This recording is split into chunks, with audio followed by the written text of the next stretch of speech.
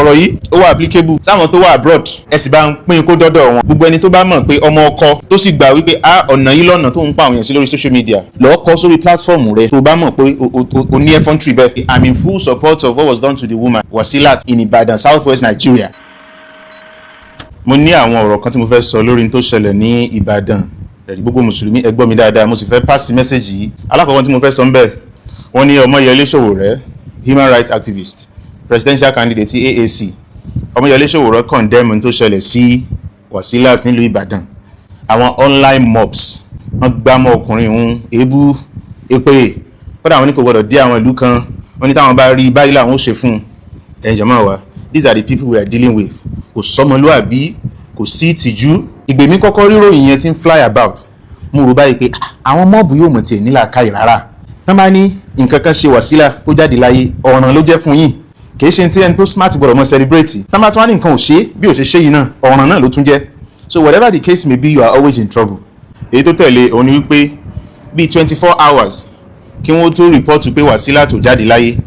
Wọ́n ti kọ́kọ́ report pé ó jáde láyé kí report tó padà gbé wá pé kò jáde láyé o. Àwọn èèyàn sì ń celebrate ikú fellow Yorùbá ẹgbẹ́ wọn. Wọ́n ń yọ̀, wọ́n sì ń dunnú. Wọ́n sì ń gbàlù, wọ́n gbàjó lórí ikú fellow Yorùbá ẹgbẹ́ wọn. Kí ni mo fẹ́ lò ń bibẹ̀? Tán bá ní apanilẹ́kúnjayé, tán bá ní mujẹmujẹ, amùjẹlẹ́jẹ̀ máa rẹ́rìn, ọmọ ẹnìkan, ìyàwó ẹnìkan, òbí ẹnìkan. Ẹni tá à ń sọ yìí lè jẹ́ kódà ó lè jẹ́ mọ̀lẹ́bí ẹlòmíì nínú wọn. Ó lè jẹ́ co-worker wọn, àmọ́ kò sí àánú, wọ́n ti lose ojú àánú yẹn completely. So we have a problem. If ẹ̀jẹ̀ èèyàn kò nítumọ̀ kankan sírú that populace of people, kìí ṣe èèyàn kan, kìí ṣe èèyàn méjì, wọ́n sì gbàlù, wọ́n sì gba ijó. Tẹ́ bá wá sọ eléyìí fún wọn, ó lè mọ̀ ní Deborah tí wọ́n pa ní north ńkọ́. Gbogbo wa la sì dúró ń gbà náà la condemn ẹ̀ pé eléyìí kìí ṣe ara ẹ̀sìn Islam.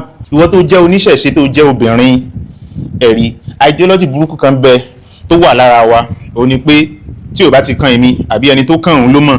Ìwọ tó jẹ́ oníṣẹ̀ṣe tó jẹ́ obìnrin tí wò bá rí, àwa ń bá orí ìkalẹ̀ pé your life is threatened, and I'm telling you for a fact that your life is worthless. Ẹ̀rí ọ̀dọ́ tí wọ́n ti wá kọ́kọ́ bẹ̀rẹ̀ kí wọ́n tó máa extend ẹ̀ dọ́dọ̀ àwọn tí ò ṣe oníṣẹ̀ṣe làwa fi ń fi gbé ta nísìn pé àfẹ́ irú ṣe sí àfẹ́. Ẹ̀rí we do not want it. Ẹ̀sìn àbí ṣe sí kan tí ó máa dá agony, tí ó máa dá grief, tí ó máa dá ìbànújẹ́lẹ̀ sáwùjọ wa. Ẹ̀rí cycle yẹn ti lọ. Nǹkan kan làwọn bàbá wa ń ṣe tẹ́lẹ̀, ìgbà tó yá ni gbogbo àwọn kinní yìí dé, ó sì tún ti lọ́nu, kò tún sí ńlẹ̀ mọ́. Kí ni mo fẹ́ lò ń bẹ? Ẹni tó jẹ́ oníṣẹ̀ṣe tó jẹ́ obìnrin tí ò bá kàn ọ́ lọ́jọ́ kan yóò kàn ọmọ ẹ̀, tí ò bá kàn ọ́ yóò kàn àbúrò ẹ̀, tí ò bá kàn ọ́ yóò kàn ẹ̀gbọ́n ẹ̀, yóò kàn ọ̀rẹ́, ó lè kàn òbí.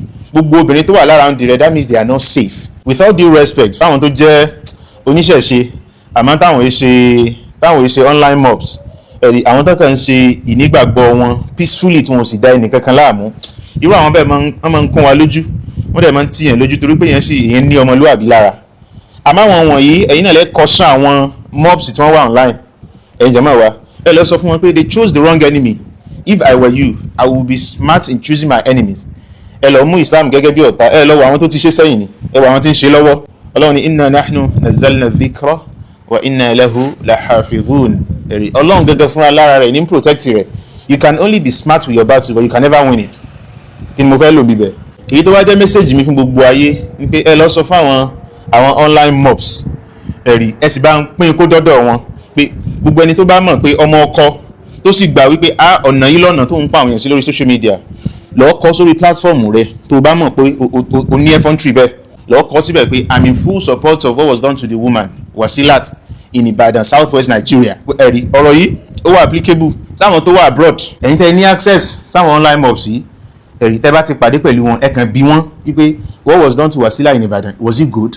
Tó bá ní yes orogo, tó bá ní no orogo, kò sí ọ̀nà àti bọ́. Wa qul jaa al-haqqu wa zahaqa al-batil. Ẹ̀rí òdodo ti dé, ojú ti là, ayé ti sún, nǹkan kí nǹkan kò síbi téèyàn lè rí gbé wọ̀ mọ́ láyé lónìí. Ẹ̀yin mùsùlùmí ẹ̀rí a wake up call ní gbogbo eléyìí ló jẹ́ fún gbogbo ẹni títí ń follow happenings ọ̀rọ̀ yìí láti bí àìmọye oṣù kan àbáwọn àìmọye ọdún kan sẹ́yìn. This is what you are being called to. Ní tí wọ́n fẹ́ dá yín padà sí òun nìyí. Wọ́n láwọn bàbá wa àwọn forefathers wa pé wọ́n gọ̀, wọ́n ní wò ní làákàyè àti wá rí i pé téèyàn náà bá ríru eléyìí, téèyàn sì ríru nǹkan míì tí ò ní mú ẹ̀jẹ̀, tí ò ní gba ẹ̀jẹ̀ yàn, tí ò ní di pé wọ́n ń dà wọn láàmú pé má jáde mọ́ rìn mọ́ sùn mọ́tọ̀, kò sẹ́ni tí ò ní gbà tí ń túmọ̀ sí pé àwọn bàbá yẹn wọ́n ní foresight tó lágbára láyé ìgbà tí wọn kò tíì yẹ tí sí United Nations kò tíì sí human rights àánú òun ni wọ́n fi gba gbogbo tí wọ́n gbà yìí pé gẹ́gẹ́ bí ọmọnìyàn kí wọ́n ṣe báyìí pẹ̀lú ọmọnìyàn ẹgbẹ́ mi ẹ̀rí òun ni wọ́n fi gba gbogbo tí wọ́n gbà yìí irú ìṣesí yìí irú ìjọsìn yìí wọ́n fẹ́ fi báyé ilẹ̀ Yorùbá jẹ́ ni wọ́n fẹ́ fi kóbá ọmọ Yorùbá ni wọ́n fẹ́ sọ wá di wọ́n fẹ́ sọ ìlú wa di wọ́n fẹ́ sọ ilẹ̀ di ahoro ìpa ilẹ̀ ọ̀run òun náà ń perú eléyìí torí pé ìṣesí tí o bá ti ní respect fún basic human rights irú ìṣesí wo òun nìyẹn ẹ̀yin jẹ̀mọ́ wa wake up call èmi àwa kọ́ là ń pè yín èmi kọ́ mo ní kéèyàn lọ gbégún èmi kọ́ mo ní kí wọ́n ṣe bákan àwọn ni wọ́n gbé pé bá a ṣe rí òun gangan ni wọ́n fi hàn ayé yìí pé irú tá à ń ṣe òun ni o no matter what we say and no matter how much we try to panel-beat it ẹ̀rí bá a ṣe ń ṣe òun gan òun ni abẹ́lẹ́ òun kó dákun kó ṣàlékún ìmọ̀ àti ìmọ̀ràn fún ẹnì kọ̀ọ̀kan wa.